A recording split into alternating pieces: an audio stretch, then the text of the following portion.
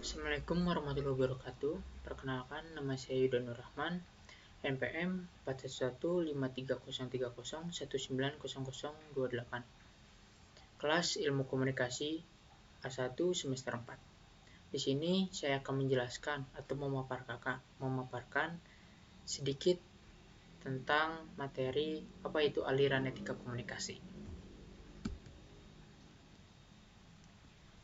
Apa itu aliran etika komunikasi? Aliran etika komunikasi adalah suatu cabang dari ilmu filsafat yang fokus pada nilai-nilai dan moral terhadap hal-hal yang baik dan buruk, di mana hal tersebut menjadi standar dalam suatu kelompok masyarakat. Kata etika berasal dari bahasa Yunani, yakni ethikos, yang artinya timbul dari sebuah kebiasaan. Ada banyak sekali pengertian etika komunikasi yang bisa kita pelajari saat ini. Bahkan, sudah banyak pemikiran-pemikiran para ahli mengenai arti dari etika ini.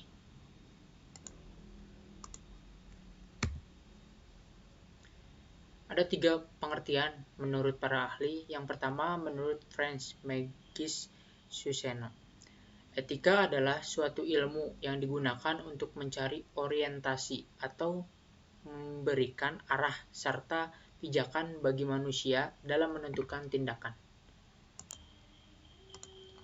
Lalu, menurut James Pillen, etika merupakan suatu pertimbangan yang memperhatikan tingkah laku manusia ketika mengambil keputusan.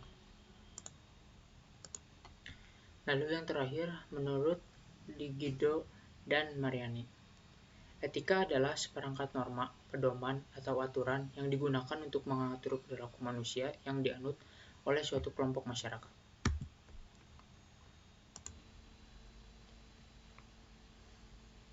Ada pula jenis-jenis etika komunikasi. Secara umum, terdapat 2 jenis etika yang bisa kita pelajari, yaitu etika umum dan juga etika khusus. Berikut adalah penjelasannya. Yang pertama, etika umum. Etika umum yaitu etika yang membahas tentang kondisi dasar juga tindakan umum manusia. Standar dari etika umum ini adalah manusia dapat berindak etis dan nantinya akan menjadi acuan dalam perilaku. Etika umum juga digunakan sebagai patokan dalam menilai suatu hal yang baik atau buruk.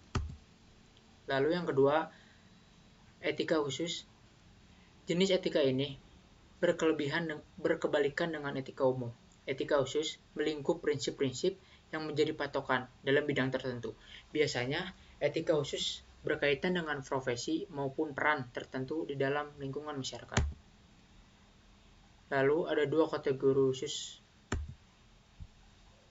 kategori etika khusus. Yang pertama, etika individu yang mencakup acuan dan standar sikap seseorang terhadap dirinya sendiri.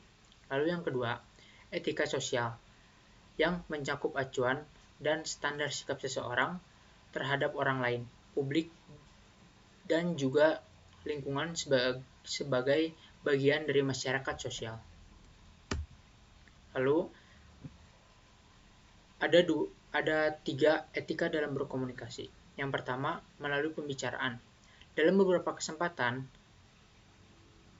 Anda akan berhadapan dengan keadaan yang mengharuskan untuk melalui pembicaraan.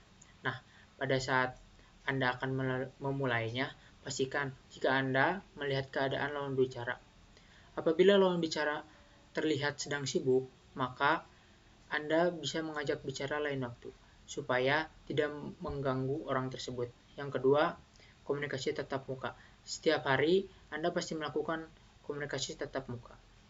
Tentunya, terdapat etika yang harus Anda perhatikan ketika berkomunikasi dengan lawan bicara, supaya ia tidak merasa terganggu. Dan yang terakhir, komunikasi melalui media.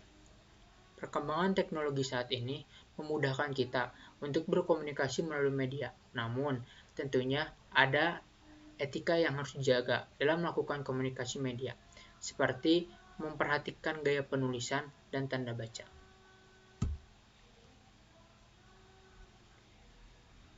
Mungkin sekian saja pemaparan materi yang bisa saya sampaikan. Mohon maaf bila masih ada banyak kesalahan dan kekurangan dalam penulisan maupun pengucapan.